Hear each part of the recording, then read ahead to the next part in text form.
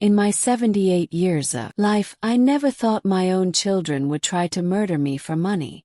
But that message on the beach saved my life. It was July 15, 2023. A perfect summer Saturday on the beaches of Chicago. The sun sparkled across Lake Michigan like diamonds scattered on blue velvet. Children built sand castles while seagulls circled overhead, their cries mingling with laughter and the gentle lapping of waves. I adjusted my wide-brimmed hat, a necessity these days to protect my aging skin. 2 years had passed since I lost my dear Jack to pancreatic cancer in September 2021. Years of learning to navigate life alone after 52 years of marriage. 2 years of family relationships growing increasingly strained. Mom, I brought you some lemonade. David handed me a plastic cup, his smile not quite reaching his eyes. At 55, my eldest had always been driven, ambitious. His consulting firm kept him perpetually busy, too busy to visit his widowed mother more than a handful of times a year. Today he wore an expensive watch that caught the sunlight. I wondered briefly how a mid-level consultant afforded such luxury. Thank you, dear. I took a sip, appreciating the tart sweetness. It's a beautiful day, isn't it? Perfect. Sophia popped down on the beach chair beside me, adjusting her designer sunglasses. At 52, my middle child had always been image-conscious. She worked for a pharmaceutical company, lived in a trendy downtown condo, and rarely called, except on holidays. I'm so glad we're doing this. Mom, family time is important, Megan. My youngest at 48 was building a sand castle with her toes, her expression distant despite her physical presence. We should do this more often, she said, though her tone lacked conviction. I had to confess, I was thrilled despite noticing these subtle contradictions. Since Jack's death, family gatherings had become rare events. David was always absorbed in his business. Sophia lived in her world of luxury, and Megan, sweet Megan, had drifted away, becoming a stranger who checked in with obligatory monthly calls. But today they seemed different, more attentive, more loving. They'd insisted on this family beach day, had picked me up in David's new Mercedes, and now surrounded me under a large blue umbrella near a beachside bar for the first time in a long time. Felt included in something. Tell us about your week, Mom, Sophia prompted, applying more sunscreen to her arms. Oh, nothing exciting. Tuesday was bridge club with Margaret and Eleanor. Wednesday I volunteered at the church food bank. Thursday, that sounds nice. David interrupted, clearly not interested in the mundane details of my life. Have you thought more about downsizing from that big house? Must be so much to maintain on your own. There it was again, the gentle but persistent pressure to change my living situation. Jack and I had purchased our modest 3-bedroom home in 1975. We'd raised our children there, celebrated countless Christmases and birthdays within those walls. Every corner held memories. I managed just fine, I said perhaps a bit defensively. Mrs. Peterson's grandson comes by weekly to help with the yard work. Sophia exchanged a quick glance with David. But wouldn't it be easier in a retirement community, people your own age, activities organized for you, no maintenance worries? Maybe someday, I deflected, not wanting to ruin our rare family day with this recurring disagreement. But for now I'm happy where I am. Megan finally joined our circle, brushing sand from her hands.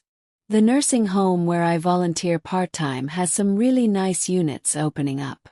Very affordable too. Nursing home. The word stung.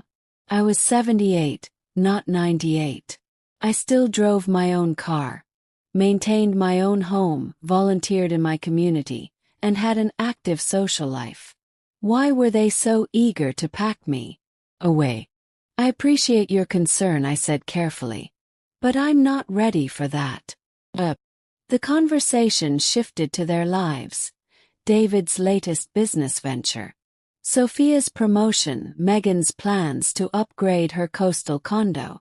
They chatted animatedly, their voices rising with enthusiasm as they described purchases and plans that seemed extravagant given their modest professional incomes.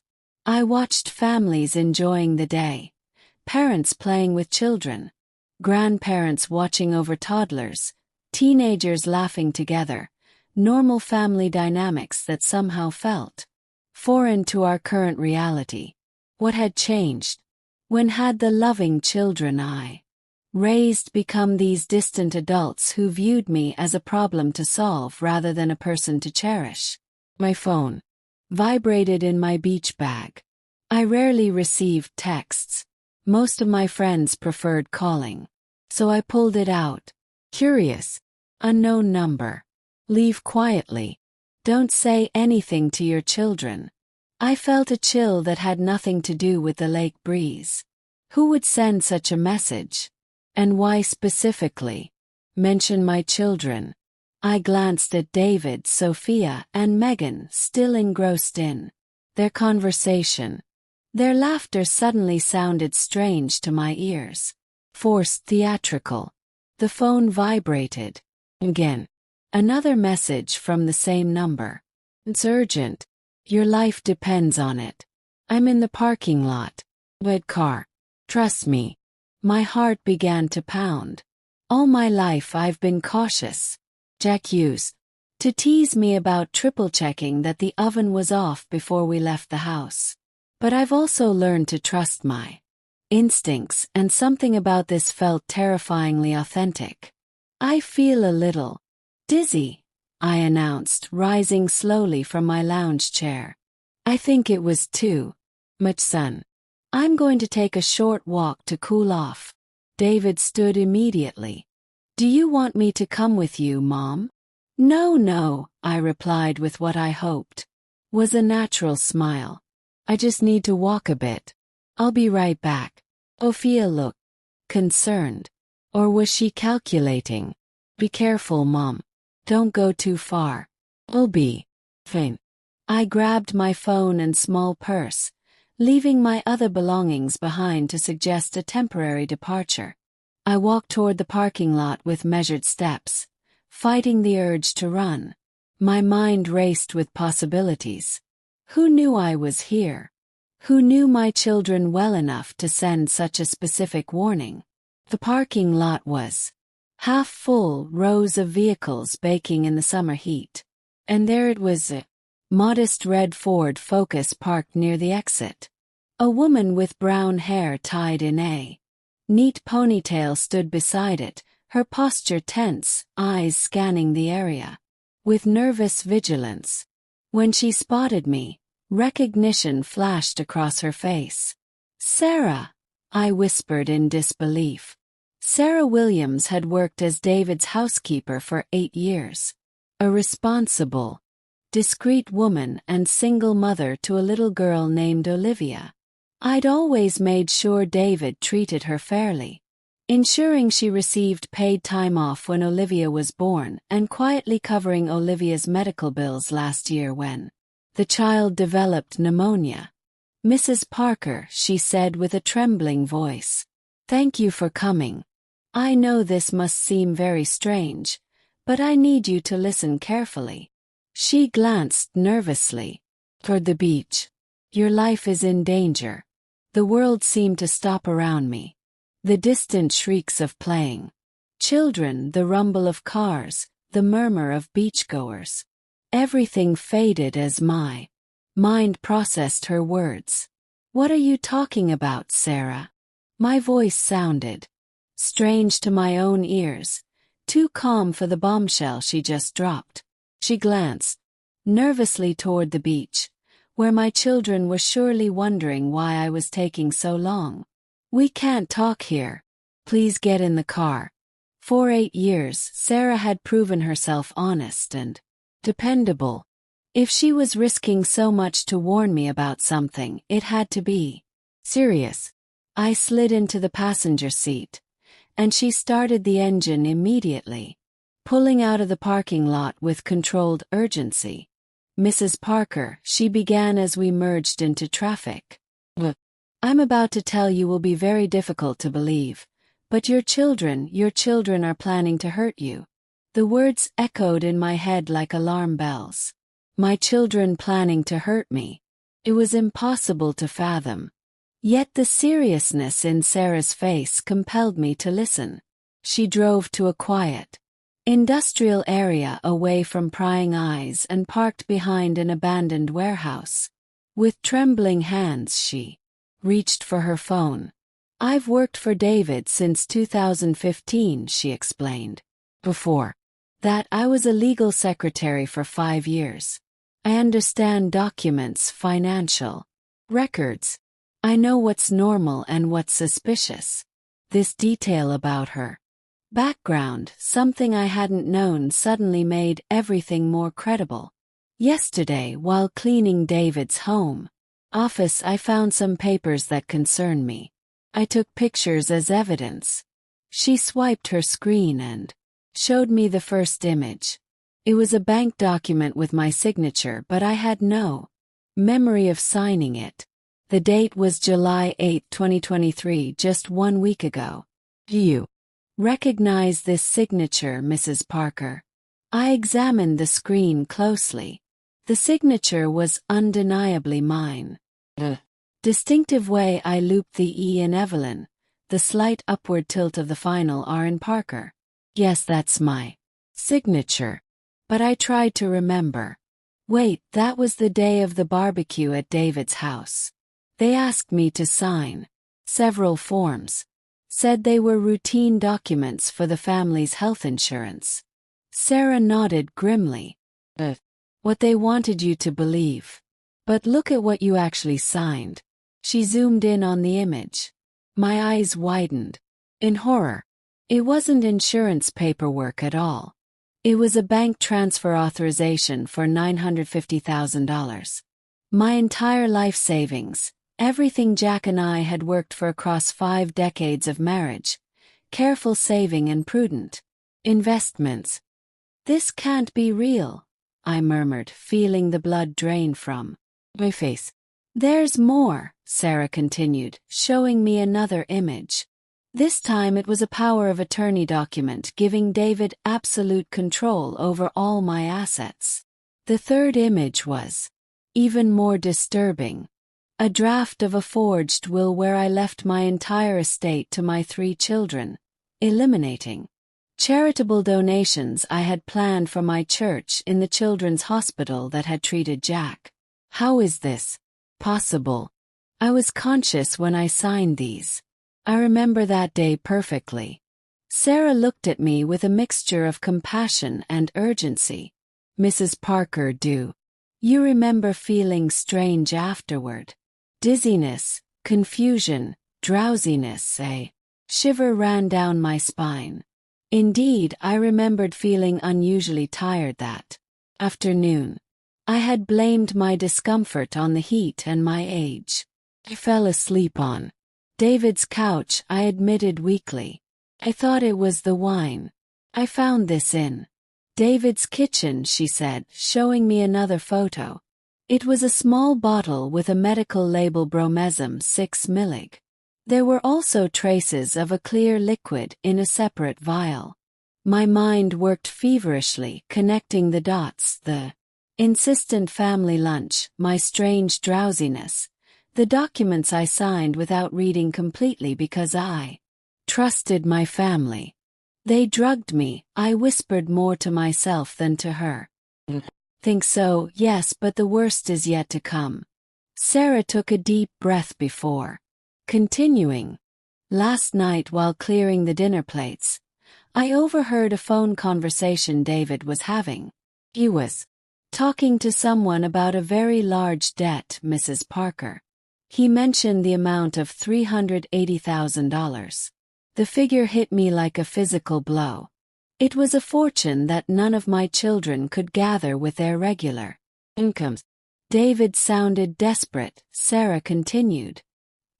He was telling the person on the phone that the old problem would be solved soon, that he had access to the necessary funds. When he mentioned your name, I knew I had to warn you. Who do they owe so much money to? I'm not entirely sure, but I heard names that scared me. People from the south side of Chicago involved in illegal loans. David repeated the name Victor the Shark several times. I knew that reputation. Chicago had its dangerous areas, and ruthless loan sharks were a reality I preferred to ignore. But now that reality had reached into my own family, but if they already have access to my money with these forged documents, why would they need to? Sarah interrupted me with a grave expression. Because there's a problem, Mrs. Parker. The banks are being more cautious with large transfers from seniors. They need you to be present, conscious, and personally ratify any transactions over $100,000. Then I understood the extent of the danger. It wasn't enough to have drugged me once to get my signature. They needed to keep me under control, manipulable, perhaps permanently unable to make independent decisions. There's something else you should know, Sarah added in a barely audible voice. This morning before they left for the beach, I heard Sophia on the phone with someone. Mentioned something about a plan B in case you became difficult. I couldn't hear everything clearly, but she mentioned words like accident, stairs at home, and quick inheritance. The horror of the situation hit me with full force. My own children, my own flesh and blood, weren't just planning to rob me. They were willing to kill me if necessary. That's why I sent you the message, Mrs. Parker. I called the police last night and explained everything. They're investigating, but they need more evidence. They told me they would search your house this afternoon while you're away with your children. The police are involved. Detective James Davis is handling the case. He suggested I warn you discreetly when you went out together today. My mind struggled to process this overwhelming information. In less than an hour, I'd gone from enjoying a family day at the beach to discovering my children were planning to drug me, rob me, and possibly kill me. What do we do now, Sarah? My voice sounded small even to myself. We need to go directly to the police station. Detective Davis wants to take your statement and do a blood test to see if there are still traces of the drugs they gave you last week. I felt a mixture of gratitude and terror. Gratitude toward this brave woman who had risked everything to save me, and terror at the inconceivable betrayal by my own children. Thank you, Sarah. Don't know how I can ever repay you for what you've done. She looked at me with determination. You always treated me with respect and dignity, Mrs. Parker. When Olivia was sick last year, you paid her medical bills without me even asking. I could never let them hurt you. As we headed toward the police station, a question hammered in my mind. How had my family reached this point of desperation? And more importantly, what else were they willing to do to get my money? The drive to the police department took 15 minutes, but it felt like an eternity. Sarah drove with obvious nervousness, constantly checking the rear-view mirror. I stared out the window at the familiar Chicago streets, now seeming alien and threatening. Mrs. Parker, Sarah said, breaking the tense silence. There are more details you need to know before you talk to Detective Davis. What I discovered is much more complex than I initially thought. Pulled over on a side street near the station and turned to me with a worried expression. Last night, after overhearing David's phone call, I decided to investigate further. I waited until everyone was asleep and searched his office thoroughly.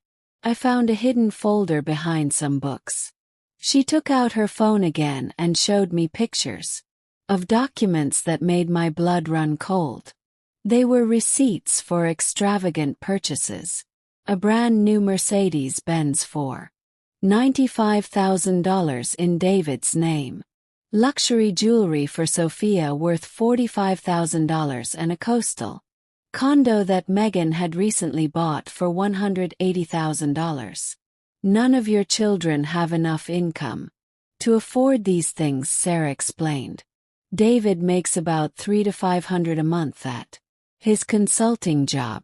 Sophia gets around $2,800 as an administrator, and Megan barely makes $2,200 at her part-time job. It's impossible for them to maintain such a lifestyle. The math was crushing. Between them, they didn't make more than $9,000 a month. Nowhere near enough to sustain the luxuries they had clearly been enjoying. So how did they finance all this? That's the scariest part, Mrs. Parker. I found private loan contracts signed with illegal lenders. The terms are brutal. 15% monthly interest. Personal guarantees that include physical threats, and impossible repayment deadlines. He showed me photocopies of those contracts. The creditors' names were unfamiliar, but the amounts were astronomical. David owed $150,000, Sophia $120,000, and Megan $110,000. Total of $380,000 heirs in debt to people who, according to the contract clauses, would not hesitate to use violent methods to collect. And this Victor the Shark, from what I could discreetly find out, he's the leader of an organization dedicated to loan sharking in the rougher neighborhoods of Chicago. He has a criminal record for extortion, serious threats, and assault. His collection methods are known for their brutality. Chill ran down my spine. My children had not only fallen into the clutches of ruthless lenders, but had chosen one of the most dangerous in the region. When are these loans due? Sarah checked her photos. The final deadline is July 20th, 2023. That's in 5 days. If they don't pay in full, the consequences would be severe. Now, I understood the desperation driving their plan. They had no alternative. Either they got my money immediately, or they would face retaliation that could include physical violence, damage to their property, or worse. But there's something more disturbing I found, Sarah continued in a trembling voice. A recorded conversation on David's phone that he apparently forgot to delete. She played a low-quality audio, but it was clear enough to understand the dialogue. It was David's voice talking to a man with a thick Chicago accent. Victor, I need more time. The old lady is more suspicious than we thought. There's no more time. David, you know the rules. $380,000 by Thursday, or we start with the corrections. Have a plan. My mother has almost $1 million saved up. I just need her to be cooperative. And if she doesn't cooperate. There was a long pause before David responded with a coldness that shattered my heart. Then we'll have to speed up her departure. A household accident.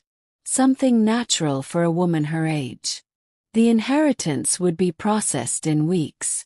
Tears streamed down my face.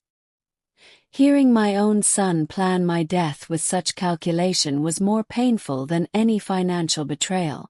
When did you record this? My voice was barely audible. The night before last.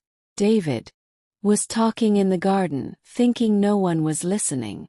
But he left his bedroom window open and his phone was connected to an automatic recorder he uses for work meetings. Are the others involved in the plan completely? Found text messages between the 3 siblings coordinating the details. Sophia had researched medications that could simulate a natural heart attack. Megan had discreetly consulted with a funeral home about rapid cremation procedures. The scale of their conspiracy overwhelmed me. It wasn't an impulsive decision driven by financial desperation. It was a meticulously crafted plan where each sibling had specific responsibilities to ensure my elimination and immediate access to my inheritance. What kind of drugs did they use on me? Last week. According to what I found, a combination of Brazepam, a powerful anti-anxiety drug mixed with a liquid derivative known as catrolum. This second substance causes temporary confusion, short-term memory loss, and an excessive sense of trust that makes victims sign documents without questioning them. Where did they get those substances? Sophia works at a pharmaceutical company. She has access to controlled medications and knows their effects. She had been preparing this mixture for weeks. The puzzle was coming together. It wasn't a coincidence that they had invited me to that family lunch, nor that they had insisted I try the special wine they had bought for the occasion. Everything had been calculated to temporarily incapacitate me and get my signature on documents I didn't remember reading completely. Sarah, why did you decide to risk so much to help me? You could have just quit and found another job. She looked at me with a mixture of determination and emotion. Mrs. Parker, you were the only person who treated me with dignity when I needed it most. When Olivia was born and I became a single mother, you made sure David gave me paid maternity leave. When my daughter was sick last year, you personally paid the medical bills without me asking. Her words moved me deeply. Besides, she continued, if I allowed them to hurt a person as good as you, what kind of example would I be for my daughter? Some principles are worth more than any job. As we finally headed toward the entrance of the police station, a terrible certainty settled in my mind. The family I had loved and protected for decades was willing to murder me for money. And if I didn't act immediately, in 5 days I could be dead. The station's lobby was brightly lit and surprisingly quiet for a Saturday afternoon. The air conditioning was a welcome relief from the July heat, but nothing could cool the burning sense of betrayal consuming me.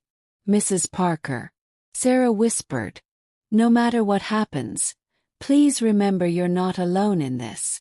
I'll help you through every step.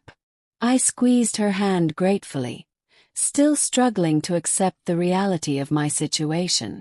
How had it come to this? Had my beloved children transformed into strangers capable of planning my death while we waited? My mind began a painful journey into the past. Sarah's revelations had opened a deep wound, but they had also forced me to re-examine the last 2 years with devastating clarity. It all started on September 23, 2021. Jack, my husband of 52 years, passed away after a 6-month battle with pancreatic cancer. I vividly remembered how my children behaved during those final days. Attentive, loving, seemingly devastated by the impending loss of their father. But now, with this new perspective, certain details I had interpreted as filial love took on a sinister meaning. During Jack's last weeks, David had repeatedly insisted on knowing our financial details. He said it was important to be prepared to help me with the paperwork after the funeral. Sophia was the one who asked the most about my savings and retirement plans. Mom, we want to make sure you have everything you need, she repeated constantly. At the time, I took their insistence as genuine concern for my future well-being.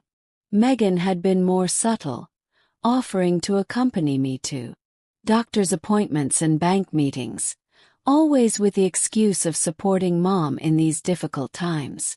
Never Suspected she was memorizing information about my accounts and investments. The first few months after the funeral were the darkest of my existence. The house felt empty, silent, filled with memories that both comforted and suffocated me. Jack had been my anchor, my reason for getting up every morning. Without him, I sank into a depression that almost consumed me. That's when I found refuge in faith. St. Peter's Parish became my sanctuary. Father William Carter, a wise man of 65, welcomed me with understanding and patience. I started attending Sunday Mass, then weekday services, and eventually became a daily parishioner. Evelyn, Father William, would tell me, "The pain you feel is the other side of the love you shared with Jack. Don't run from it. Accept it as part of your eternal connection with him." His words comforted me, and gradually I found peace in prayer, in meditation, in the feeling of being part of something bigger than my own suffering. The church gave me structure when my life lacked purpose, and community when loneliness threatened to destroy me. During this period of spiritual renewal, my children intensified their visits. First, I was thrilled, thinking we had finally developed the family bonds Jack had always wanted. David came on Tuesday afternoons, Sophia on Thursdays, and Megan on Saturdays. Seemed like a perfect routine of family support. But now, remembering those visits with new awareness, I recognized disturbing patterns. They always asked about my health in a specific way. Was I taking any medication? Was I having trouble remembering things? Had I considered setting up a power of attorney for medical emergencies? The questions about money were constant but disguised as concern. "Mom, have you thought about consolidating your savings into a single account to simplify management? Wouldn't it be more convenient to have online access to your funds? Have you updated your will since Dad passed away?" David had been particularly insistent on this last point in January 2022, just 4 months after the funeral. He pressured me to visit the lawyer as a precaution. I vividly remembered that visit to Thomas Johnson's office. David accompanied me and stayed present throughout the entire consultation. The lawyer had prepared several documents that, according to David, would modernize my will and protect my assets. I signed everything confidently, believing I was securing my children's future. But now I wondered what additional documents they might have slipped in among those papers. Had I signed powers of attorney without realizing it? Bank authorizations hidden among legitimate will clauses. Sophia had adopted a different but equally effective strategy. She presented herself as the unofficial family administrator, offering to handle my monthly bills and paperwork. "Mom, let me help you with these boring things. You focus on recovering emotionally." Gradually, she had taken control over various aspects of my daily financial life. She paid my utility bills, handled bank correspondence, and took care of renewing insurance and subscriptions. In retrospect, this had given her complete access to information about my financial resources. Megan had chosen the most subtle and manipulative approach. She focused on my emotional state, presenting herself as the understanding daughter who best comprehended my pain. "Mom, you can trust me with any concern. The older ones sometimes don't understand, but I'll always be here for you." Her visits included long conversations about Jack, shared memories, and plans to honor his legacy. During these intimate chats, Megan extracted information about my charitable intentions, my desire to donate to the parish, and my plans for the future. Now I understood that each child had developed a specialty within their conspiracy. David handled the legal and notary aspects. Sophia controlled the day-to-day financial administration, and Meghan manipulated my emotional state to keep me vulnerable and trusting. The most significant change had occurred in the last 6 months. Their visits became more frequent but also more tense. I noticed exchanges of glances between them, conversations that stopped abruptly when I entered the room, and a level of stress I didn't know how to interpret.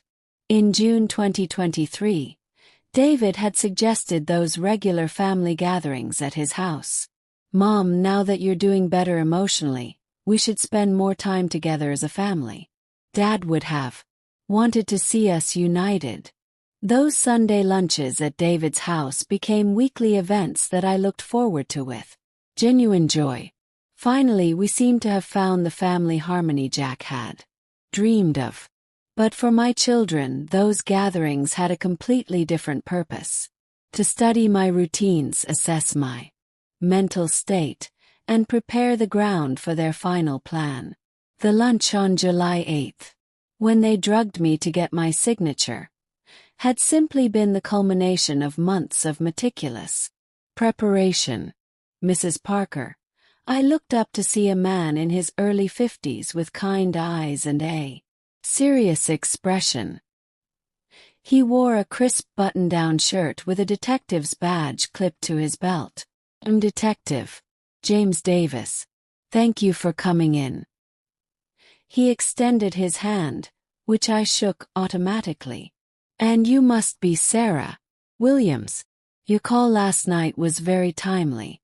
This is all happening so fast," I said, my voice sounding distant even to myself. Detective Davis nodded sympathetically. "I understand this is overwhelming, Mrs. Parker. But based on what Ms. Williams has shared, we need to move quickly to ensure your safety. Would you please follow me?" As we walked down the corridor to his office, I felt as though I were moving through a dream, or rather a nightmare. The detective's words confirmed the reality of my situation. My children were plotting to kill me, and time was running out.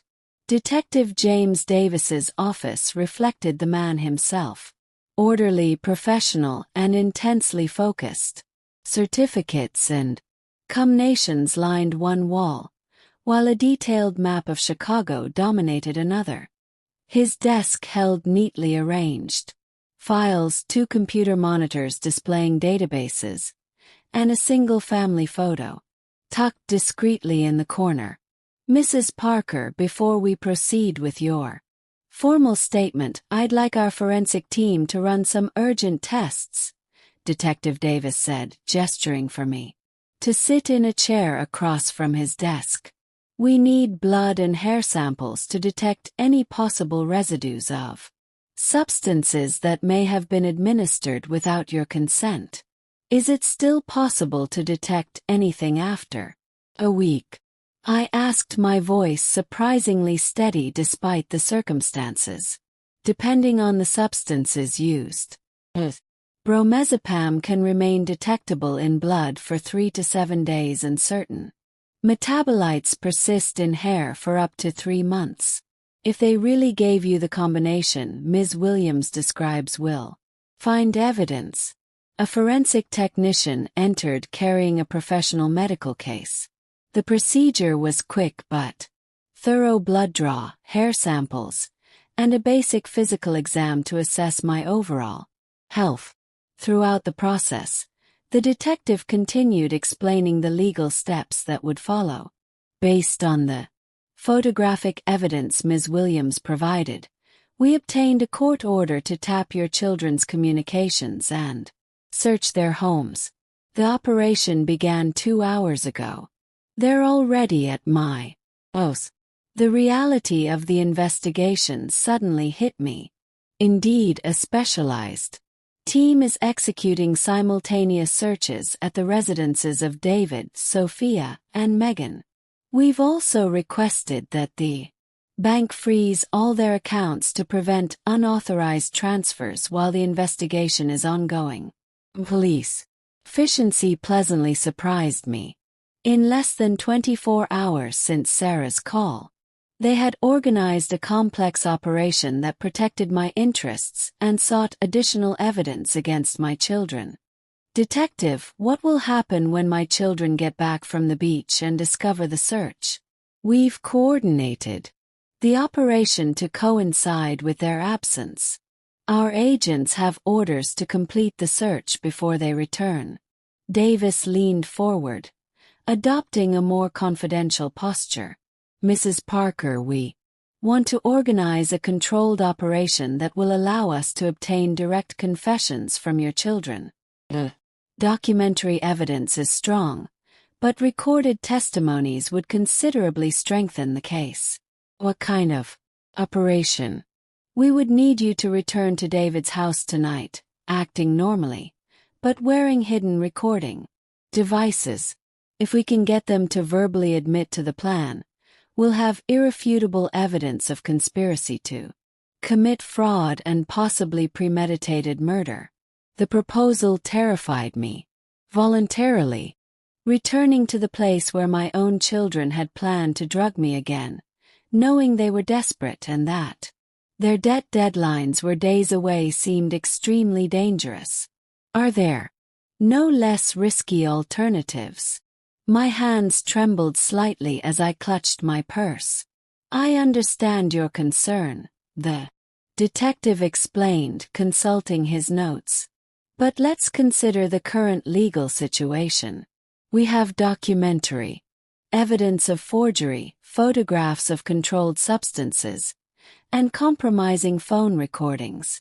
However, a competent lawyer could argue that you signed those documents consciously, that the medications are for legitimate medical use, and that the recorded conversations are open to multiple interpretations.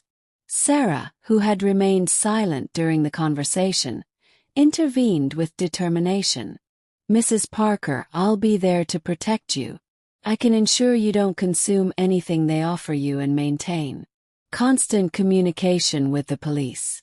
Ms. Williams is right, Davis confirmed. She would be our official collaborator in the operation. Additionally, we'll install external surveillance equipment and have rapid response units positioned within a 2-block radius. What happens if something goes wrong? If they realize they're being recorded or if they decide to accelerate their plan? We've considered those risks. You would carry an emergency device that would trigger immediate intervention if you press a specific button. Also, we'll establish security codes that M. Williams can use to request help without arousing suspicion. The detective showed me a tiny device similar to a shirt button equipped with a high-sensitivity microphone and GPS transmitter. The technology impressed me with its sophistication and discretion. Let's also consider the consequences of not acting decisively, Davis continued.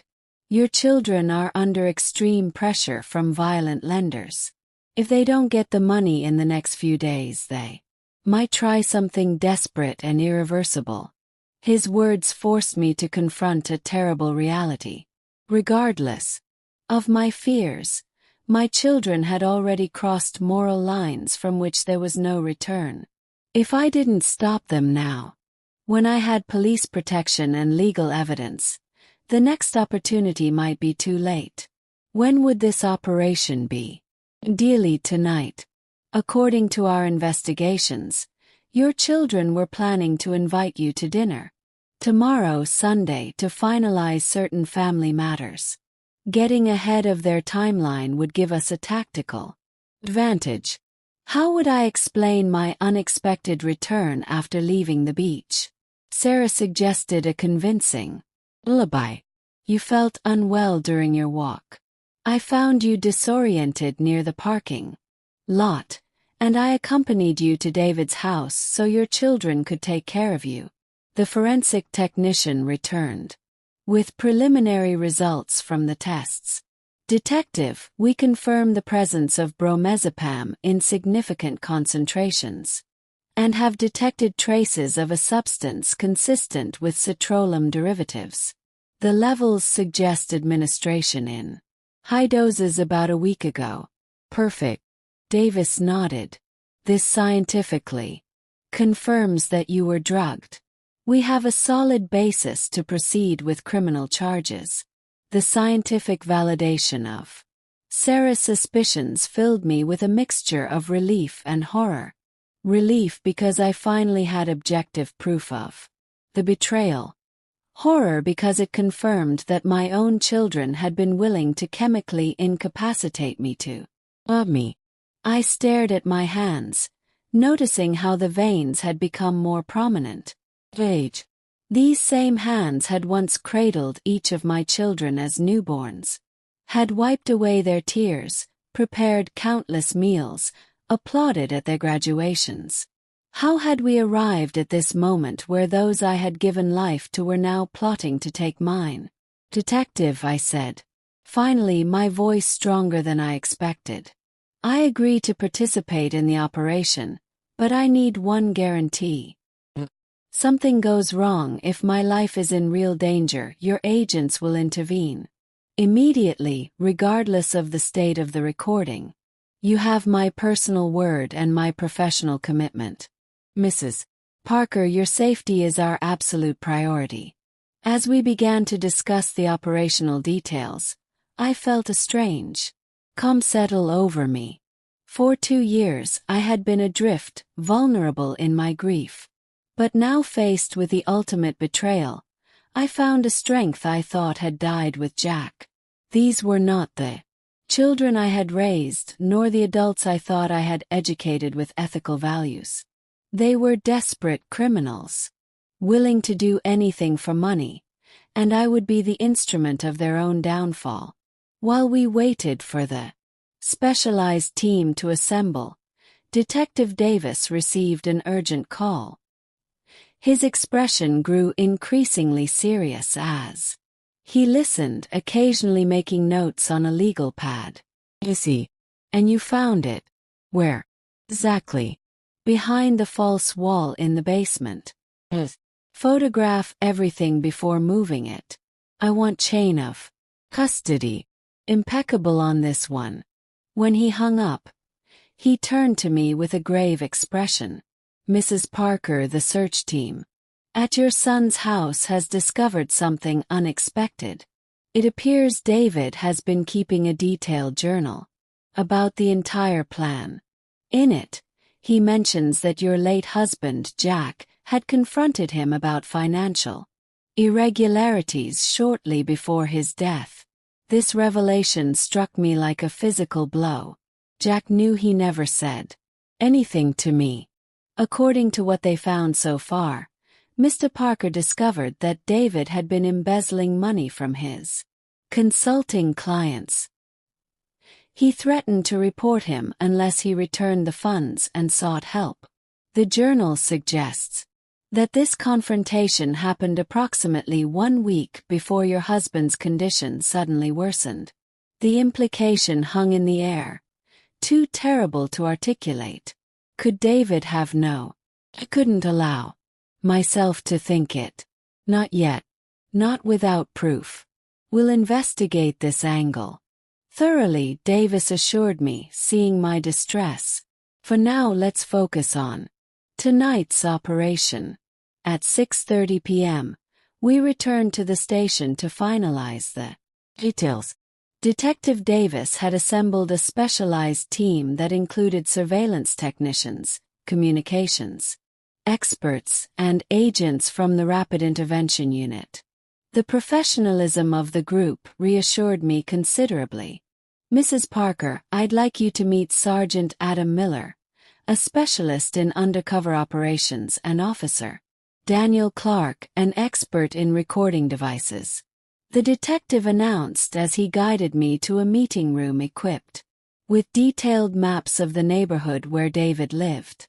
Sergeant Miller, a young man of about 35 with an athletic build and intelligent eyes, laid out several tiny electronic devices on the table. Mrs. Parker will be using 3 redundant recording systems to ensure we capture the entire conversation with perfect clarity, he explained, delicately handling the devices. First, this directional microphone integrated into a shirt button which records audio within a 15-foot radius. Second, a GPS transmitter hidden in your belt that allows us to monitor your exact location in real time. And third, he showed me a small camera the size of a coin. This micro camera with a direct feed installed in your glasses. It will allow us to see exactly what you see and intervene instantly if we detect imminent danger. Officer Clark complimented the technical explanation. All devices are synchronized with our mobile command center, which we will park 150 from David's house. We will have a continuous audio-visual feed and immediate response capability.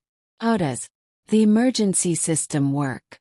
My voice betrayed my nervousness. Sergeant Miller handed me what looked like an ordinary pin. If you press this N twice in a row, it will trigger a silent alarm in our command center.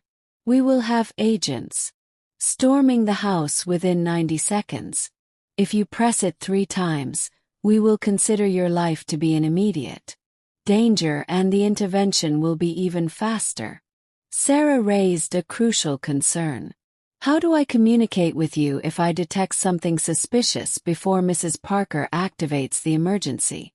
Excellent question, Ms. Williams, Officer Clark replied, showing her a seemingly normal cell phone, programmed with speed dial numbers. If you press 1, it will signal situation under control. 2 means caution required and 3 will trigger immediate intervention. Detective Davis unfolded aerial photographs of the residential area where David lived, pointing out strategic positions with red markers. We will have 6 agents, distributed in 3 unmarked vehicles, a delivery van parked across from the park, a private car on the southeast corner, and an electric maintenance motorcycle on the back street. All access points will be monitored. What if my children suspect something unusual in my behavior? We've prepared a credible alibi to explain any nervousness, replied Sergeant Miller, consulting his notes. If they seem puzzled by your attitude, you can attribute it to the medical scare you had at the beach. It's natural for someone your age to feel unsettled after a dizzy spell. Sarah added to the strategy. I'll explain that I found you very worried about your health and that you insisted on coming back to be near your family. They know my careful personality and won't question my version. As the team continued discussing operational details, I excused myself to use the restroom, alone for the first time since this nightmare began.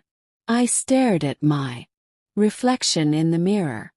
The woman looking back at me seemed both familiar and strange. The same silver hair and blue eyes Jack had always loved. The same laugh lines around my mouth, but now with a hardness I'd never seen before. I splashed cold water on my face, trying to steady my nerves. Would Jack say if he could see me now? If he had known what our children were capable of? A memory surfaced Jack in the hospital just days before he died. He had seemed unusually agitated that afternoon, insisting on speaking to me. Alone. Evie, he'd said, using his special nickname for me. Promise me. You'll be careful with the money. Not everyone has your best interests at heart. I had attributed his concern to the medication and the natural worry of a dying husband. Had he been trying to warn me, I returned to the meeting room with renewed determination. If Jack had indeed discovered something sinister before his death, if he had tried to protect me, even then I owed it to his memory to see this through. Mrs. Parker, are you all right? Detective Davis asked with concern. I'm ready, I said firmly. Let's finish preparing. The team spent the next hour briefing me on how to steer the conversation toward incriminating topics. Ideally, we want you to mention concerns about your will or your savings, explained Sergeant Miller. If you express worries about the security of your money, they will likely try to reassure you by offering to help manage it. That will be our opportunity to record incriminating confessions, Officer Clark added.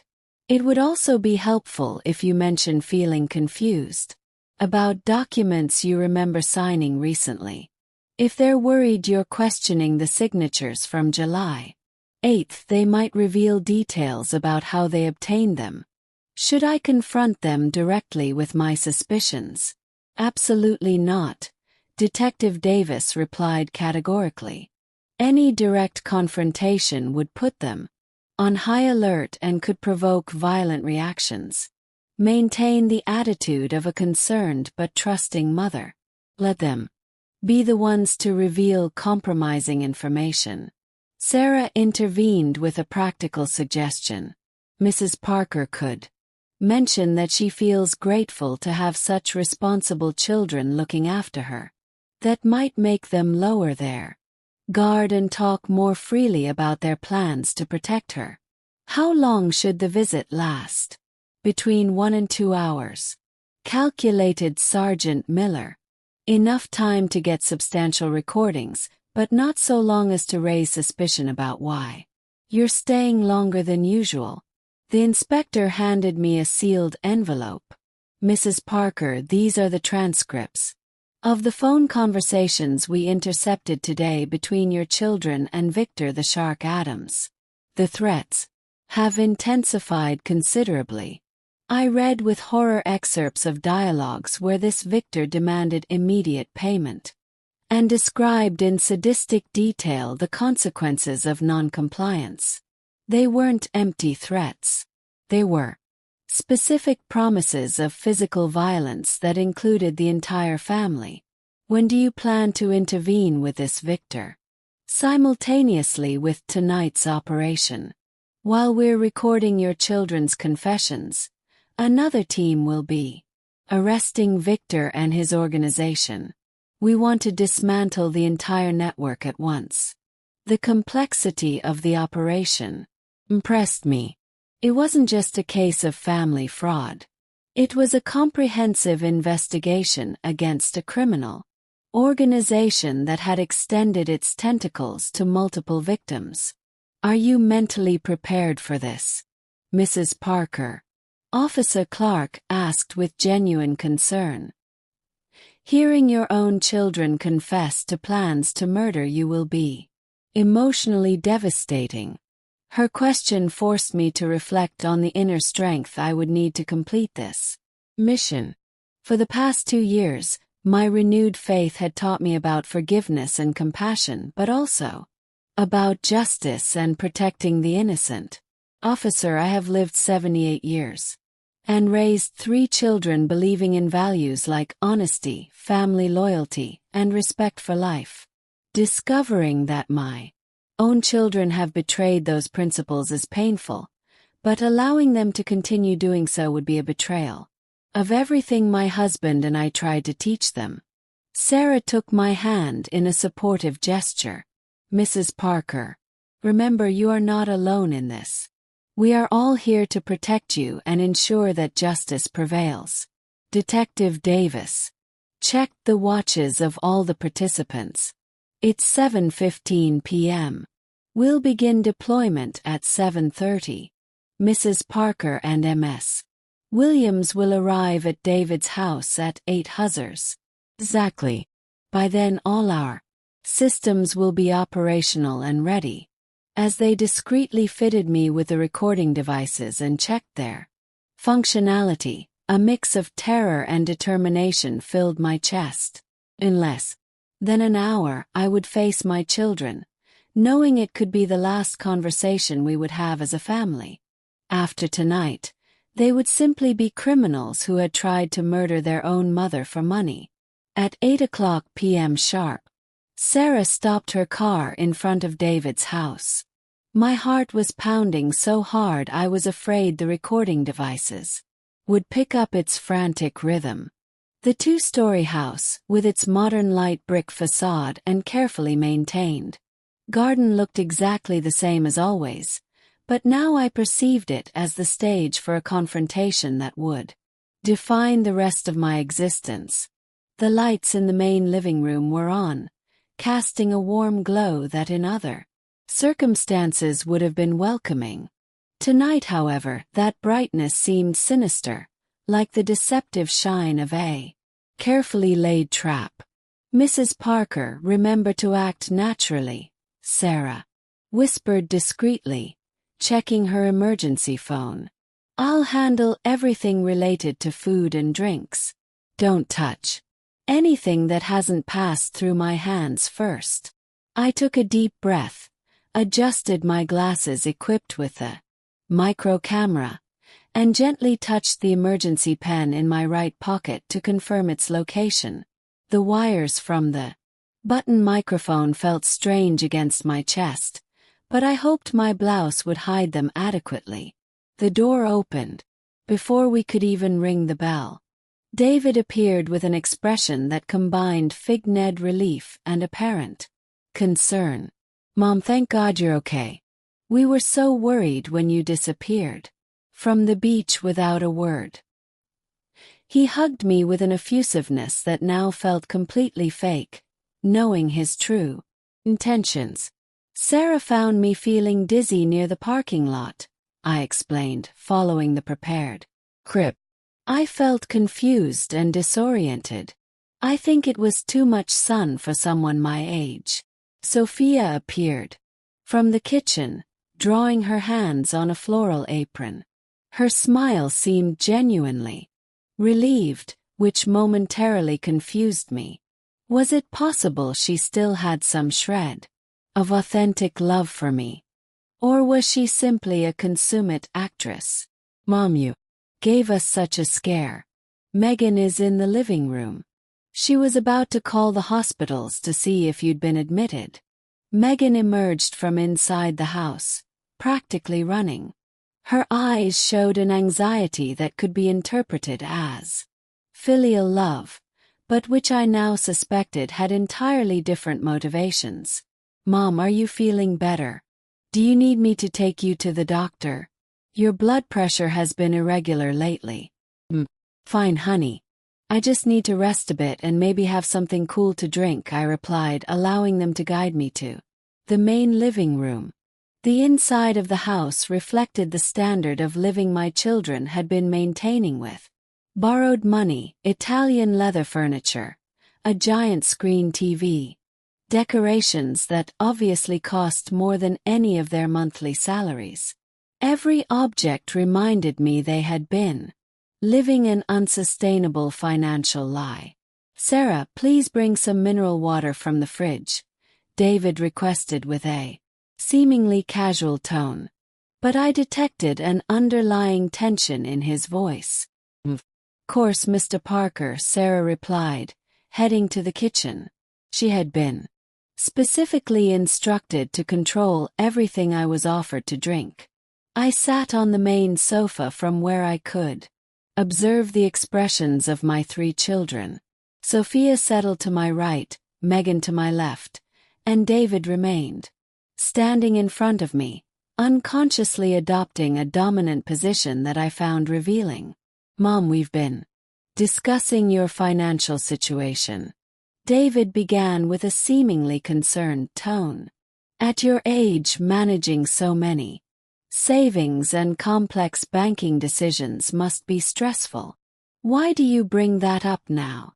I asked, feigning innocent surprise. Sophia intervened with calculated gentleness. "Mom, we know that Dad always took care of a lot of the paperwork. Without him, you must feel overwhelmed by so much financial responsibility. It's true that some things have gotten more complicated," I admitted, following the strategy suggested by the police. Lately, I've been feeling confused about some documents I remember signing. The three of them exchanged quick glances that the micro camera would have definitely captured. David cleared his throat before answering. What kind of documents are you worried about, Mom?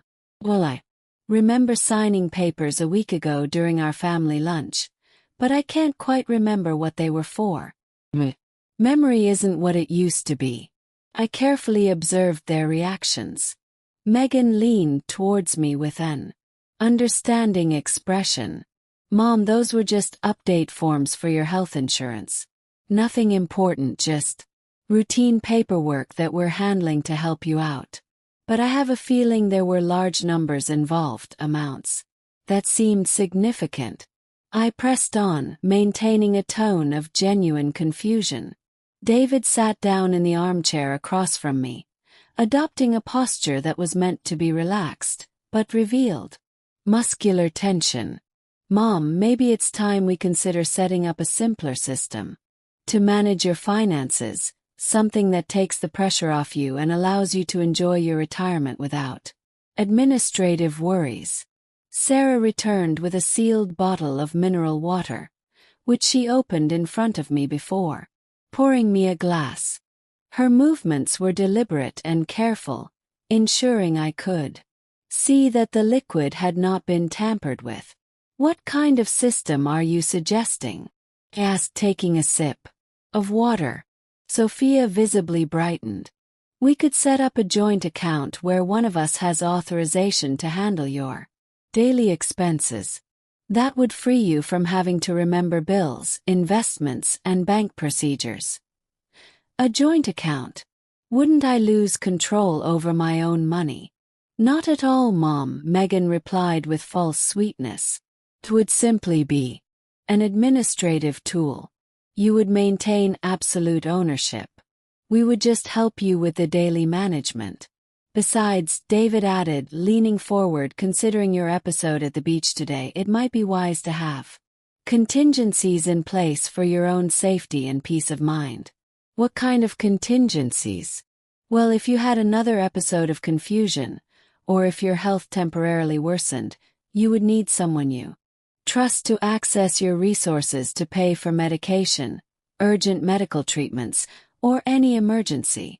Sophia explained in a seemingly logical tone. The conversation was unfolding exactly as the police had anticipated. Children were presenting seemingly reasonable arguments to gain control over my assets, but now I knew their true motivations. How much money do you think would be necessary to keep in that joint account?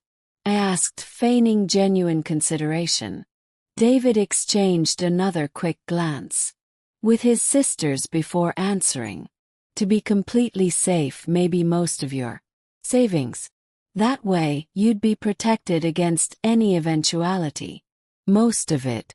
We're talking about the $950,000 I have saved up.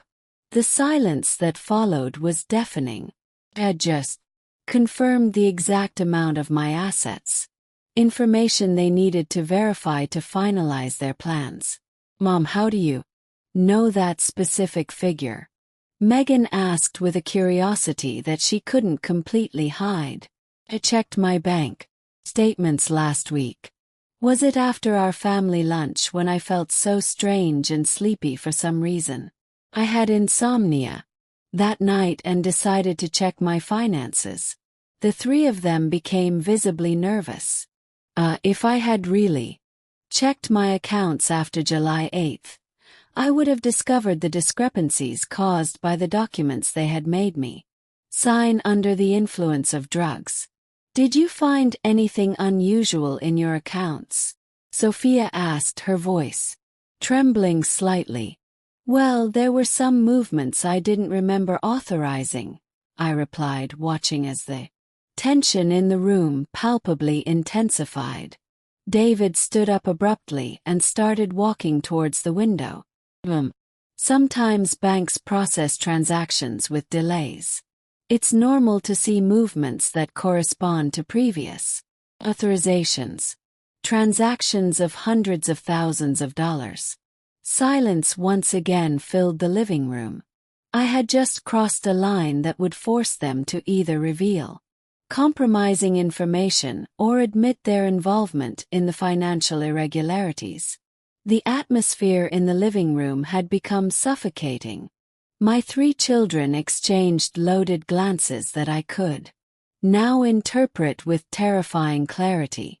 David stopped pacing and turned to me with an expression that tried to remain calm, but his eyes betrayed a growing desperation.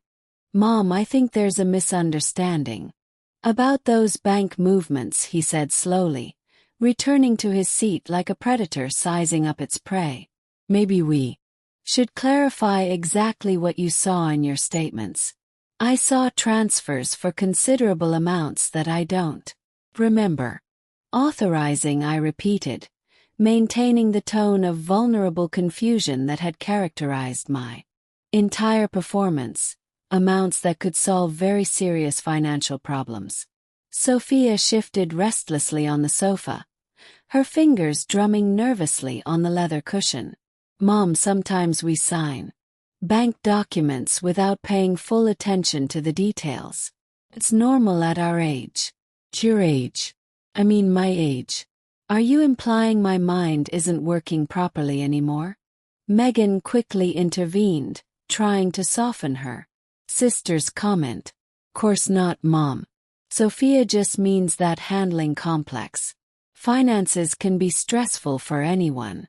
But you all seem to know more about my finances than I remember telling you." "Myself," I observed, allowing a note of suspicion to filter into my voice for the first time in the conversation. The silence that followed stretched for several uncomfortable seconds. Could see the 3 siblings communicating through glances, apparently reaching some kind of non-verbal consensus. David took a deep breath and adopted a more direct posture. "Mom, we need to be honest with you about our family situation." "What situation?" "The 3 of us. We've had some financial problems recently," he admitted in a tense voice. "Nothing serious, just some debts that piled up faster than we anticipated." Sophia nodded in support of her brother's version. "Mom, we've always been responsible, but the current economic situation has been tough for everyone. Expenses went up.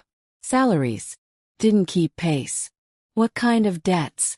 I asked, feigning genuine motherly concern. Megan exchanged a meaningful look with David before answering. "Loans for the houses, the cars, some investments that didn't turn out as we hoped." "How much do you owe in total?" The question landed like a bomb in the living room. 3 of them visibly tensed, and for several seconds no one answered. "It's a considerable amount," David finally mumbled. "Hundreds of thousands." "Yes," Sophia admitted in a barely audible voice. "Almost 380,000 dons." The impact of my specific question was immediate and devastating. David turned completely pale. Sophia let out an involuntary gasp, and Megan brought her hands to her mouth as if to take back the words she was about to say. How do you know that exact figure?" David stammered. "Because that's precisely the amount that appears on transfer documents bearing my signature. A signature I don't remember consciously making," I replied with a calmness I didn't feel inside. Sarah Shue, who had remained discreetly in a corner of the living room, came over to offer me more water. Her movements were deliberately slow, giving me time to process my children's reactions to my revelation. "Mom," Megan said with a broken voice, "if you saw those documents, then you know we're in a desperate situation." "Desperate to what extent?" I kept my tone measured, even as my heart raced beneath my carefully placed microphone. David stood up again and began to pace in circles, running his hands through his hair. "Mom, the people we owe money to are not They're not exactly traditional banks. What does that mean? It means that if we don't pay soon, the consequences go beyond credit problems.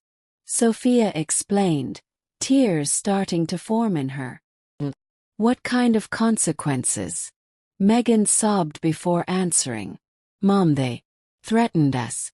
They said if we don't pay by Thursday, they would start with with more persuasive methods. Who threatened you? David stopped in front of the window, his back to me. A man named Victor Adams. But everyone knows him by another name.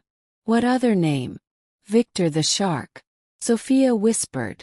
The name confirmed everything the police had revealed to me. My children had not only fallen into the web of illegal lenders, but had specifically chosen the most violent and dangerous one in the region. And what did this Victor ask for? A full $380,000 plus accumulated interest. David answered, turning to me, desperation evident on his face. In total, almost $420,000. By when? The day after tomorrow, July 20th. And what happens if you can't pay? Silence once again took over the room. But this time it was different. It was the silence of people who had contemplated terrible possibilities and made irreversible decisions. Mom, Megan finally said in a barely audible voice. Victor explained to us that he has methods to ensure payment one way or another. What methods? David returned to the sofa and sat across from me, leaning forward with an intense expression. Mom, if something happened to you, if you had some accident or a serious health problem, we would inherit immediately. The process would be quick. Especially if there's a clear will and powers of attorney already established. The words I had just heard chilled me to a bone. My own son had just admitted they had considered my death as a solution to their financial problems. Are you suggesting that my death would be convenient for you? Sophia covered her face with her hands.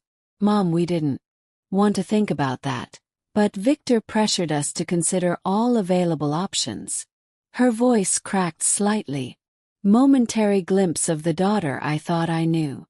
Was there actually remorse behind her perfectly applied makeup or just fear of consequences? All options. Megan sobbed harder before confessing. Mom, Victor told us that if we couldn't get the money from you voluntarily, we would have to secure the payment another way. What other way specifically? David looked me directly in the eyes with a mixture of shame and desperate determination. Mom, at your age, a domestic accident wouldn't be suspicious. A fall down the stairs, a heart problem during the night, something that would seem natural. And you've already planned this accident.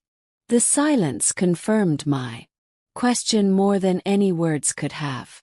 Christina researched medications that could simulate heart problems. Megan admitted between sobs. Megan consulted on rapid cremation procedures to avoid lengthy autopsies. And you, David, what was your part of the plan? My eldest son looked at me with a mixture of pain and resolve that broke my heart. I would be in charge of being with you when it happened, to make sure you didn't suffer and that everything looked natural. Felt physically ill. The carefully rehearsed calm I had maintained began to crack under the weight of these confessions. When was this accident supposed to happen? This week, Sophia whispered. Victor gave us until Thursday, so we would have to act before then. Tomorrow, David nodded. Slowly. We had planned to invite you over tomorrow. It was going to be the last time. The confessions I had just heard confirmed everything the police had suspected, and my own children had not only planned to drug me and steal my money, but they had worked out a detailed plan To murder me and make it look like a natural accident. And after my death, you would inherit immediately. Victor, and no one would suspect a thing. I summarized, my voice steady despite the turmoil inside me. You would be remembered as a beloved mother who died peacefully at her son's house. Megan explained in a broken voice. Have you considered that you are describing the premeditated murder of your own mother? All three began to cry simultaneously, but their tears no longer moved me. They were tears of self-pity, not genuine remorse. Mom, we had no choice, David moaned. Victor doesn't take excuses. If we don't pay, he'll kill us. And then he'd come for you anyway. Sophia suddenly looked up, her eyes changing from tearful to calculating. Mom, you're talking strangely. You're usually more emotional when we discuss serious family problems. She was right. In my focus on gathering evidence, I'd slipped out of character. The Evelyn Parker they knew would be hysterical by now, not calmly discussing the details of her planned murder. David also stood up, studying my face with growing attention. Mom, are you okay? There's something different about your behavior since you arrived. The tension in the room began to transform. My children were shifting from confessional guilt to defensive suspicion. Their survival instincts were kicking in as they detected inconsistencies in my act. Different in what way? I asked, trying to maintain the character of a confused old woman. Normally, after hearing something so disturbing, you'd be screaming, crying, or at least trembling, David observed, approaching me with cautious steps. You're too calm, too controlled. Sarah intervened from her position by the kitchen doorway. Mrs. Parker has been very upset since the episode at the beach. Maybe the shock made her react differently. Shock, Sophia repeated, looking at Sarah with growing suspicion. Sarah, you found my mother at the beach. But exactly where and how? I found her near the parking lot. She seemed disoriented and worried about her blood pressure. Sarah replied with the rehearsed version. But why were you at the beach? Megan pressed. It was supposed to be your day off, and you usually spend it with Olivia at home. The question revealed a detailed knowledge of Sarah's personal routine that unsettled me. My children had been monitoring their housekeeper's movements with an attention that suggested paranoia or preparation for something specific. Olivia wanted to go to the beach, so we decided to spend the day there, Sarah explained, but her voice betrayed growing nervousness. David stopped directly in front of me, leaning in to examine my face. Mom, something doesn't add up in this whole situation. What doesn't add up? First, you mysteriously disappear from the beach without explanation. Then you return hours later with Sarah, who coincidentally found you. Now you're interrogating us about our financial problems using legal terminology, and you react with unnatural calmness to confessions that should devastate you emotionally. His analysis was too precise. My performance had been convincing during the first part of the conversation, but maintaining the character through such extreme revelations required theatrical skills I didn't possess. I just found out my own children are planning to murder me, I said, partially abandoning the pretense. Did you expect me to react with hysterics? I expected you to react like our mother, not like a professional investigator, he replied, his voice growing increasingly tense. Sophia went to the window and pulled the curtain aside slightly. Mom, there are several vehicles parked in unusual places on our street. A van I've never seen before. Car that's been there for too long. My heart raced. The police operation was being detected. By my children, whose paranoia had heightened their powers of observation. What are you implying, Sophia? Implying that maybe your disappearance from the beach wasn't as accidental as you made us believe, she replied. Turning to me with an increasingly hostile expression, Megan joined her sister by the window. Sophia's right. There's too much suspicious vehicle activity to be a coincidence. David went to a drawer in the living room cabinet and pulled out a small pair of binoculars. He watched the street through them, his expression progressively hardening. Mom, the man in the blue car is wearing an earpiece and has visible communication equipment on the passenger seat. He announced in a cold voice. The delivery van has no real company logos and there's someone watching from inside. The situation was deteriorating rapidly. My children had identified the police surveillance and now considered me responsible for attracting that attention. What are you suggesting? I asked, though I already knew the answer. I'm suggesting you betrayed us. David replied with a harshness I had never heard in his voice before. Somehow you alerted the authorities about our conversations. Sarah tried to intervene. Mrs. Parker has been with me all afternoon. She hasn't had a chance to contact anyone. All afternoon with you, Sophia repeated with venomous sarcasm. Housekeeper who coincidentally becomes our mother's constant companion on the same day police surveillance appears on our street. Sarah just helped me when I felt sick, I protested weakly. Megan returned from the window with a look of growing fury. Mom, you know what I think really happened? I think Sarah found out something about our plans, warned you, and together you contacted the police. That's ridiculous. Is it ridiculous? David interrupted, approaching me menacingly. Then explain why you're wearing a different blouse than the one you had on at the beach this morning. His observation hit me like a lightning bolt. Indeed, during the preparation for the operation at the station, I had changed my blouse to accommodate the recording devices, a seemingly insignificant detail that now compromised the entire operation. Changed because the other one was sweaty after the episode at the beach. I lied desperately. And where did you get this new blouse? I don't recognize it from your wardrobe.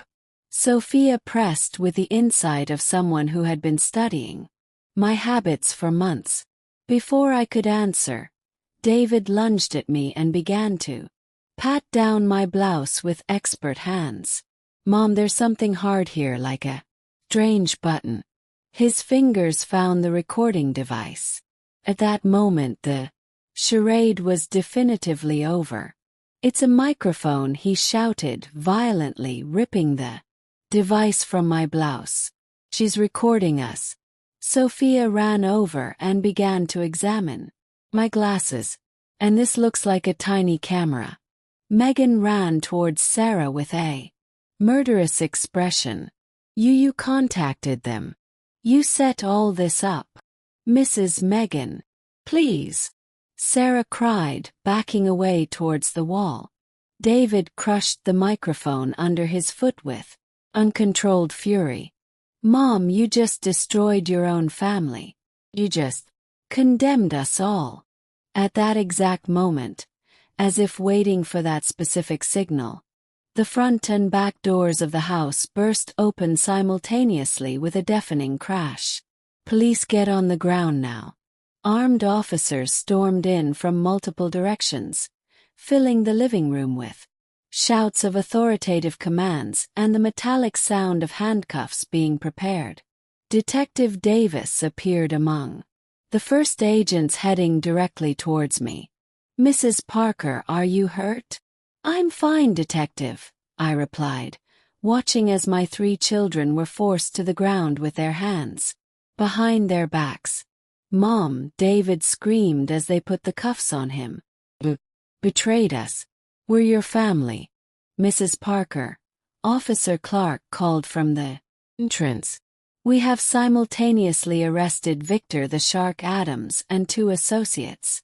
We found documentation confirming the threats against your family." Sophia sobbed hysterically as she was lifted from the floor.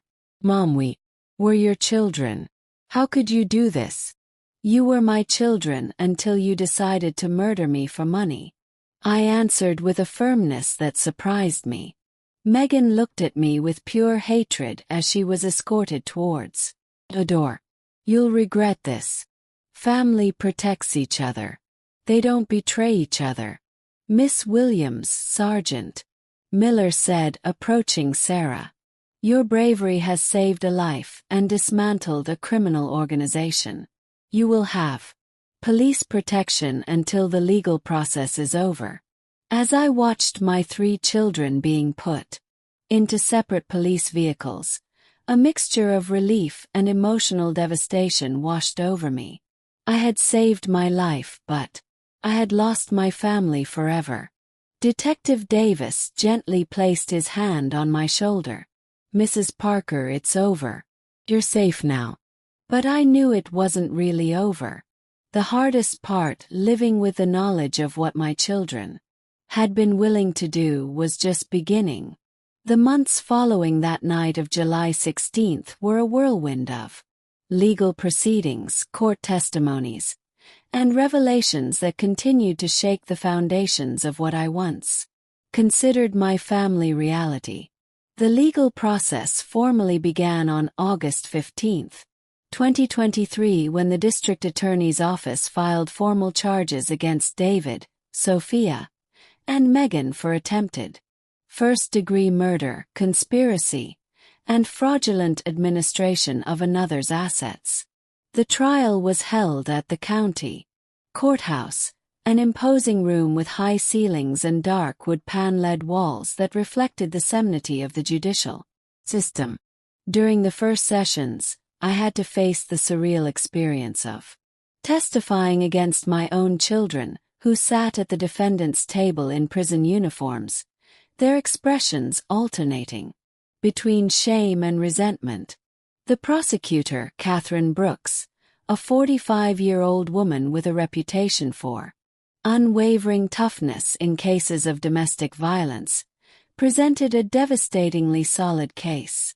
The recordings obtained during the police operation were played in their entirety before the court, causing visible shivers among the jury members as they heard my children plan my murder with calculated coldness.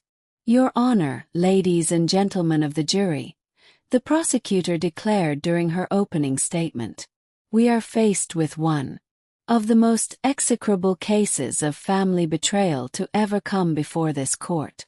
3 adult individuals, beneficiaries, 4 decades of their mother's love and generosity, meticulously conspired to drug her, steal her entire fortune, and finally physically eliminate her to accelerate their inheritance." The defense attorneys tried multiple strategies to minimize the severity of the charges. David's lawyer argued that the debts to violent lenders had placed his client under external duress that limited his capacity for rational decision-making. Sophia's defender alleged that her client had acted under the dominant psychological influence of her older brother. Megan's lawyer maintained that she was simply a collateral victim of her siblings' decisions. However, the evidence presented by the prosecution was overwhelming. In addition to the audio and video recordings from the police operation, investigators had recovered extensive records of phone communications, text messages detailing every phase of the plan, and forensic evidence confirming the administration of controlled substances without my consent. The most impactful testimony came from Sarah Williams. For 2 full days, she detailed before the court how she had gradually uncovered the conspiracy, describing with precision the conversations she had overheard, the documents she had photographed, and the moral decision that led her to risk her personal safety to protect me. "Your Honor," Sarah declared with a firm but emotional voice. Mrs. Parker was the only person who treated me with dignity when I needed it most, when I became a single mother. She made sure I kept my job with fair conditions. When my daughter was sick, she personally paid the medical bills without me asking. I could not allow such a kind person to be murdered by her own family. Her words resonated deeply in the courtroom, and several jury members were visibly moved as she described the details of my rescue. The most devastating moment of the trial came when the court played the full recording of my children's confessions. Hearing their voices again, coldly admitting they had planned to speed up my departure and that a domestic accident wouldn't be suspicious, shattered me emotionally. But it also strengthened my resolve that justice should run its course. David tried to address me directly during his testimony. "Mom, I want you to know that we never would have actually gone through with that plan.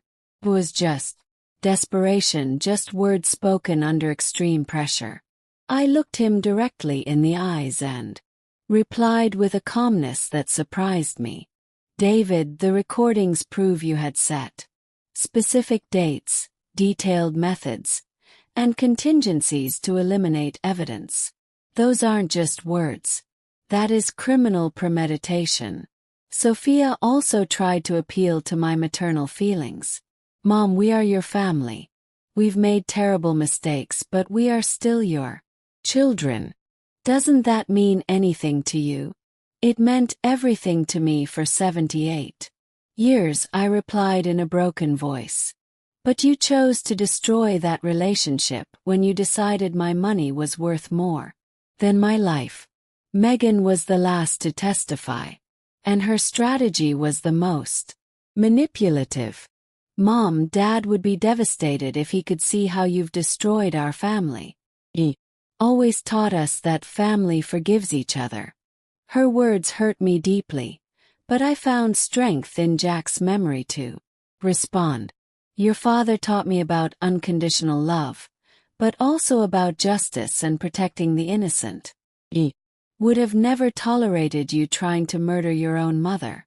The most revealing phase of the trial was when the prosecutor presented additional evidence discovered during the expanded investigation. Detectives had traced my children's financial activities for the previous 2 years, revealing a pattern of extravagant spending funded entirely by usurious loans. "Your Honor," the prosecutor explained, showing bank documents. "The defendants did not fall into debt due to unforeseen circumstances or economic crisis. They deliberately adopted unsustainable lifestyles, financing luxuries with money borrowed at criminal interest rates, knowing from the beginning that they could not repay those amounts with their legitimate incomes." The receipts presented as evidence painted a picture of systematic financial irresponsibility, dinners at luxury restaurants costing more than the weekly salary of average workers, purchases of clothes and jewelry for thousands of dollars, international vacations funded entirely with usurious credits. "From the moment they took on these debts," the prosecutor continued, "the defendants knew their only hope of solvency was to access their mother's assets. The death of their father in 2021 simply accelerated their criminal timeline." The financial investigator's testimony was particularly damaging to the defense. "According to our calculations, the defendants would have needed to work for 47 years without any personal expenses to pay off their debts with legitimate income. The elimination of their mother was not a desperate last-minute option. It was their financial plan from the beginning." Victor the Shark Adams also testified from prison, providing additional details about the conversations he had with my children. His testimony, although clearly motivated by the desire to reduce his own sentence, confirmed that David had specifically proposed the permanent solution to the problem when the initial attempts to get my money voluntarily had failed. The Parker family were not innocent victims of circumstance, Victor declared with a cynical smile. They came to me with a complete plan. They knew exactly how much money the old lady had. They knew how to access it. And when they proposed the faster alternative, they already had all the details worked out. During the closing arguments, the defense made one last desperate attempt to generate judicial compassion. The 3 lawyers emphasized the family tragedy of the case, arguing that imprisoning my children would leave me completely alone in my final years. However, Prosecutor Brooks effectively dismantled those arguments. Your Honor, the defendants do not deserve compassion for having destroyed the family bonds they voluntarily chose to break. Evelyn Parker will not be alone. She will be safe, protected from those who proved they were willing to murder her for financial gain. On December 18, 2023, after 3 days of deliberation, the jury returned unanimous verdicts of guilty on all charges against the 3 defendants. The presiding judge pronounced the sentences with appropriate solemnity. David Parker, Sophia Parker, and Megan Parker are found guilty of attempted first-degree murder, conspiracy to commit a crime, fraudulent administration of another's assets, and administration of controlled substances without consent. Each is sentenced to 15 years in prison without the possibility of parole before serving 10 years of the sentence. When I heard those words, I experienced a complex mixture of relief, sadness, and final justice. My children had received the appropriate consequences for their actions. But that didn't alleviate the pain of having forever lost the people who were once the most important thing in my life. Victor the Shark Adams and his associates received even harsher sentences.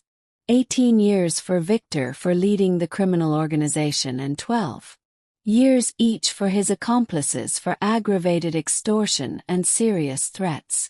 As I was leaving the courtroom, for the last time, David shouted at me from the defendant's box. Mom, one day, you'll regret this. We're your only family. I turned to him one last time and replied, David, my family died the night you decided to kill me. The criminals going to prison today just happened to have my children's names.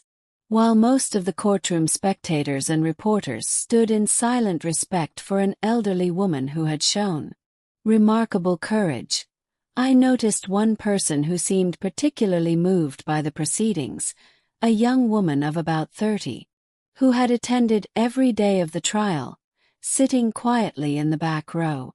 As I walked past, she caught my eye and nodded with a mixture of compassion and understanding I couldn't quite place. It wasn't until weeks later that I would learn the significance of that moment and how it would shape the next chapter of my life.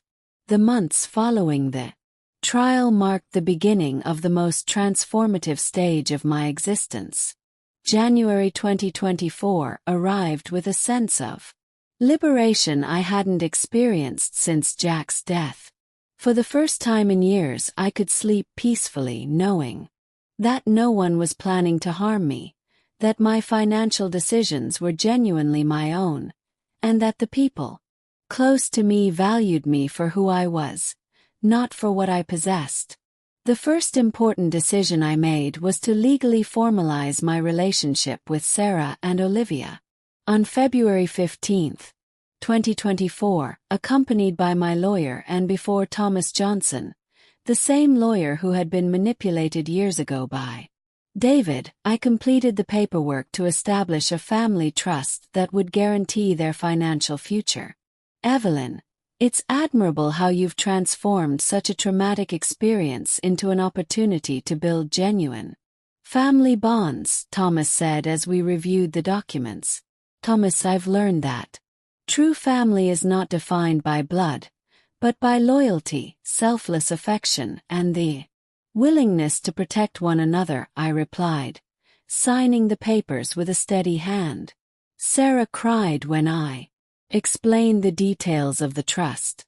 I had established a full educational fund for Olivia that would cover everything, from her primary education to university studies, including postgraduate specialization if she so desired. I had also created a security fund that would guarantee Sarah's economic stability for her entire life. Mrs. Parker, this is too generous, she protested, her voice choked with emotion. We didn't expect anything in return for doing the right thing. That's precisely why you deserve it, I replied, hugging her like the daughter I never thought I'd have again. You saved my life without expecting any benefit. Now I want to make sure you and Olivia have all the opportunities that my biological children squandered. Olivia's integration into my life was surprisingly natural. This intelligent 9-year-old girl possessed an insatiable curiosity and an innate kindness that constantly reminded me why it's worth building a better future. In March 2024, I enrolled her in a prestigious bilingual school that offered advanced academic programs. Grandma Evelyn, she said, using the title she had spontaneously adopted. Why do my classmates say it's strange that my grandma isn't really my grandma? Her words moved me deeply. Olivia, some grandparents are lucky enough to choose their grandchildren, and some grandchildren are lucky enough to choose their grandparents. We chose each other. In the afternoons, after Olivia finished her homework, we established routines that filled my life with renewed purpose. On Tuesdays and Thursdays, I took her to piano lessons at the municipal conservatory. On Saturday mornings, we attended swimming lessons together at the local pool. On Sundays after church, we visited museums, parks, or simply walked through the historic downtown while she told me about her dreams and aspirations. I want to be a doctor like the one who took care of Mom when I was sick, she confided during one of those Sunday walks. But I also really like music. Can I be a doctor and a pianist at the same time? Olivia, you can be anything your heart and your hard work allow you to achieve, I replied. Buying ice cream at a shop near the cathedral. Your new situation will give you opportunities that many children don't have. But it will be your decisions and your dedication that determine what you do with those opportunities. My spiritual life also underwent a significant deepening during this period. Father William Carter had been my guide during the darkest moments after Jack's death. And now he became my partner in building something positive and lasting. Evelyn, he proposed during one of our post-Mass conversations in April 2024. I've been thinking about your situation. You have received a second chance at life, literally. You considered how you could use this experience to help others facing similar situations. His suggestion resonated immediately with my conscience. Father William, I've thought a lot about that. There must be other elderly people facing family manipulation, isolation, or financial abuse without the resources or support that I had. Exactly. And you have both the personal experience and the financial means to make a real difference. Over the following weeks, we developed the concept of what would become the Parker Center for Senior Support. The center would be named after Jack, honoring his memory while serving the community in a way he would have fully approved of. In May 2024, I acquired a 3-story building in a central neighborhood near the parish that had previously served as a community center. The renovation took 4 months, during which I worked closely with architects, social workers, and gerontology experts to create a space that was both functional and welcoming. The center included offices for free legal advice, spaces for psychological therapy, classrooms for educational workshops on financial protection, and a specialized library with resources for seniors. We also established a 24-hour emergency hotline for elderly people facing situations of abuse or family manipulation. Sarah accepted my offer to become the center's administrative director. Her personal experience with detecting abuse combined with her intuitive understanding of dysfunctional family dynamics made her the perfect person to lead the daily operations. Mrs. Parker, she told me during the first week of operation in September 2020. 24. We've received 17 calls from people who suspect they are being manipulated by family members. 3 cases seem as serious as yours was. What kind of manipulation are they experiencing? Cases involve adult children pressuring their parents to transfer properties, and one seems to be a situation where grandchildren are systematically drugging their grandfather to access his monthly pension. The realization that my experience was not unique, but part of a broader social problem motivated me to intensify our efforts.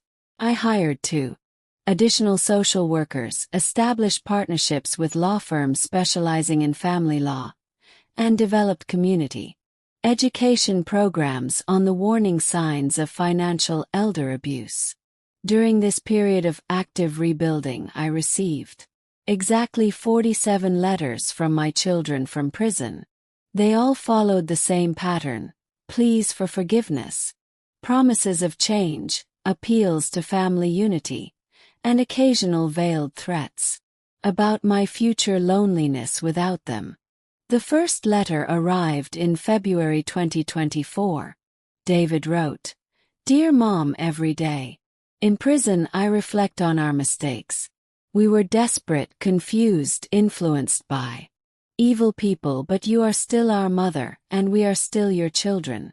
Please consider visiting us so we can better explain what really happened."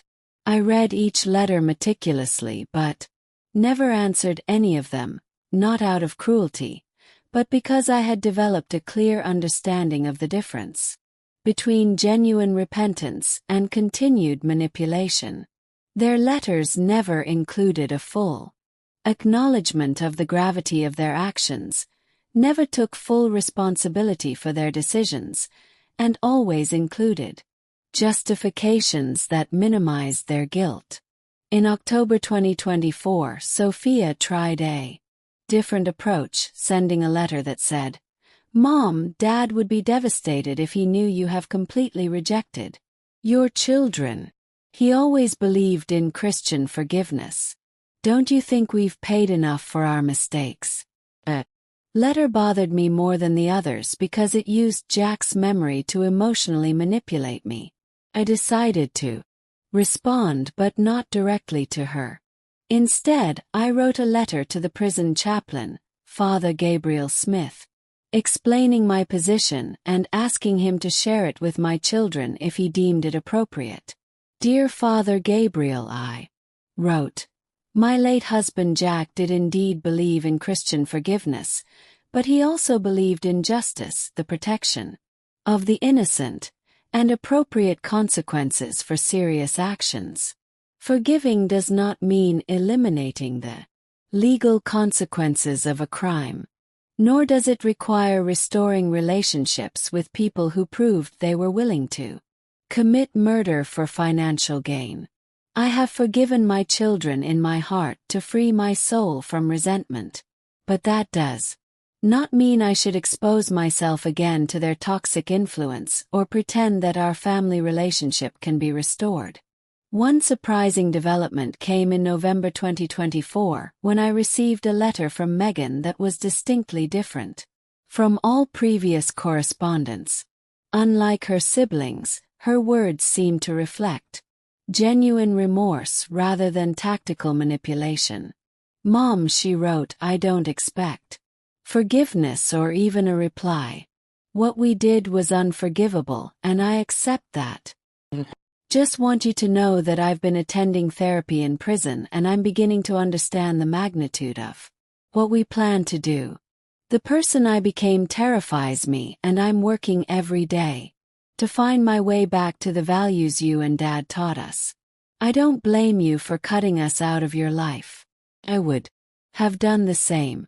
While I still didn't respond directly, I asked Father Gabriel to tell Megan that I acknowledged her efforts and wished her healing on her journey.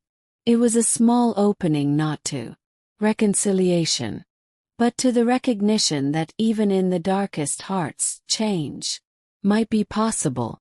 At the end of 2024, while writing in my personal journal, a habit I had developed as part of my emotional healing process, I reflected on the extraordinary transformation my life had undergone. A year and a half ago, I was a lonely and vulnerable widow, manipulated by my own children, living in constant unknown danger. Today I was the grandmother of a wonderful girl who filled my days with joy, the adoptive mother of an exceptional woman who had risked everything to save me, and the founder of an organization that was helping dozens of people in situations similar to mine. On December 23, 2024, exactly 3 years after Jack's death, we organized a special celebration at the Parker Center. We had helped 112 seniors during our first 4 months of operation, preventing at least 6 serious cases of family financial abuse, and providing legal and emotional support to dozens of vulnerable people. Olivia, now 10 and thriving academically in her new educational environment, played the piano during the ceremony. She performed Boxa Maria, Jack's favorite piece, with a technique and emotion that would have made my late husband cry with pride. Father William offered a special blessing. Lord, bless this family that was formed not by biological accident, but by conscious choice based on genuine love, mutual loyalty, and a commitment to justice. May their example inspire others to recognize that true family is built on shared values, not blood ties. As I watched Sarah and Olivia, illuminated by the scent's Christmas lights, surrounded by elderly people who had found support and protection thanks to our work, I experienced a deep peace I hadn't felt in years. My financial fortune, which my biological children had coveted so much they had planned my murder for it, now served a purpose that Jack would have fully applauded: protecting the vulnerable, building opportunities for the deserving, and creating a legacy based on active compassion instead of passive accumulation. That night before sleeping in my renewed home, now filled with childish laughter, meaningful conversations, and the security of authentic family bonds, I wrote the final entry in my journal for the year. 78 years old, I have learned that the deepest betrayals can open paths to the most unexpected blessings. I lost 3 children who turned out to be greedy strangers, but I gained a loyal daughter and a precious granddaughter who fill my life with renewed purpose. My money, which once represented a mortal danger, is now a tool of protection and opportunity for others. Jack would be proud of the family we have built and the good we are doing in his memory. As the new year approached, I knew that my story wasn't over. There would be challenges ahead, perhaps even reconciliation attempts for my imprisoned children. But whatever came, I would face it with the wisdom of experience, the comfort of true family, and the knowledge that sometimes salvation comes in the form of a simple text message from an unexpected source. What would you do if you were in my place? Have you ever been through something similar? Comment below. If you like this story, give the video a like and subscribe to the channel. To hear the next story, click on the box to the left. Thanks for watching. The story continues in the next chapter in the next linked video.